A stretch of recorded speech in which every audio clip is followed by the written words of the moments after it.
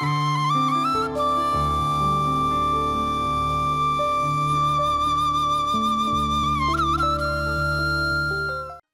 TV பார்வையாளர்கள் வாசகர்கள் அனைவருக்கும் எனது முதற்கண் வணக்கம்.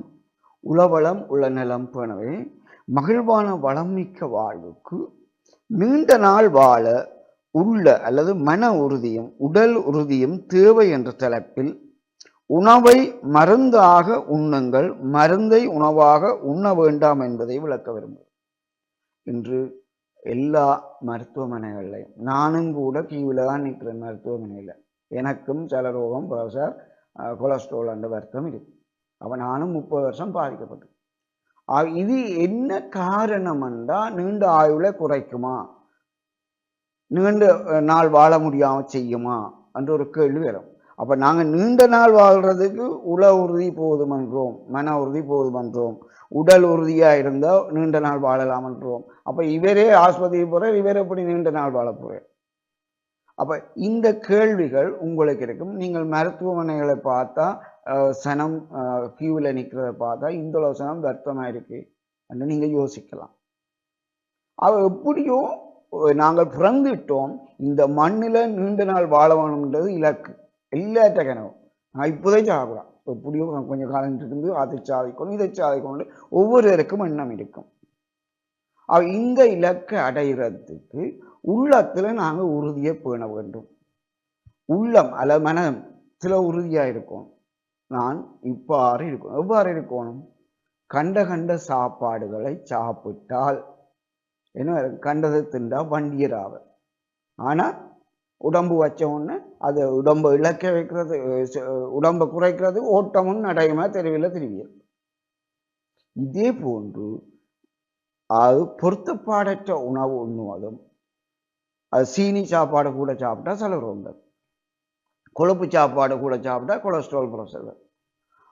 இவ்வாறான மருத்துவ ஆலோசனைப்படி நீங்கள் மருத்துவராணி உங்களுக்கான குடும்ப நல மருத்துவர் அருகிலுள்ள மருத்துவரை எங்களோட வெயிட் எல்லாத்தையும் அவர்கள் சோதித்து போட்டு இப்படி சாப்பாடு கொண்டு இருங்கொண்டு கேட்டுட்டு, அல்ல நியூட்ரிஷன் என்று சில நிறுவனங்கள் இருக்கும், உணவு கட்டுப்பாட்டாளர்னு, அவர்களிடம் என்னென்ன சாப்பாடு கலோரி பிரமாணத்தை சாப்பிடணும்னு கூட சாப்பிட்டால் 4 மணித்தியாலம் இடைவேளை விட வேணும் சமிபாடடைய.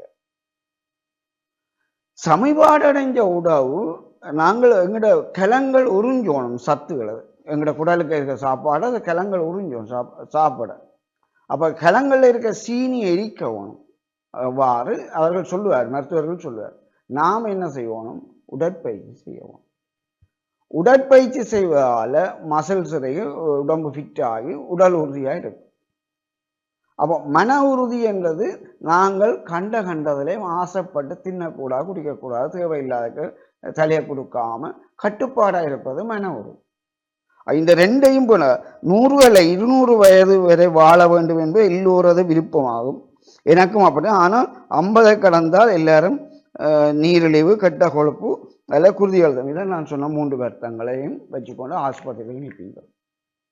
அப்போ இதை கட்டுப்படுத்த மருத்துவரின் அறிவுரைப்படி நீரிழிவு, கெட்ட கொழுப்பு, குருதி அழுத்தமான கட்டுப்படுத்த முடியும். ஆனால் 35 ஆண்டு மருத்துவரின் கண்காணிப்பின் கீழ் கட்டுப்பாட்டுடன் வாழ்கிறேன் தானே, நானும் வாழ்கிறேன். அவர்கள் சொல்ற கட்டுப்பாட்டின்படி நாங்கள் வாழ்வதால் இப்போ 35 வருஷம் அந்த நோயோட கட்டுப்பட்டு வச்சிருக்கோம். நீரிழிவு எல்லாத்தையும், குருதி அழுத்தம், கெட்ட கொழுப்புகளை கட்டுப்படுத்த முடியும்.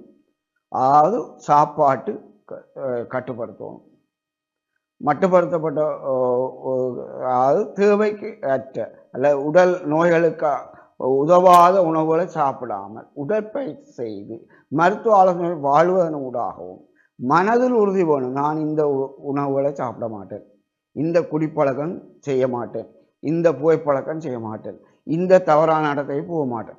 அதுதான் மன உறுதி என்று சொல்றோம்.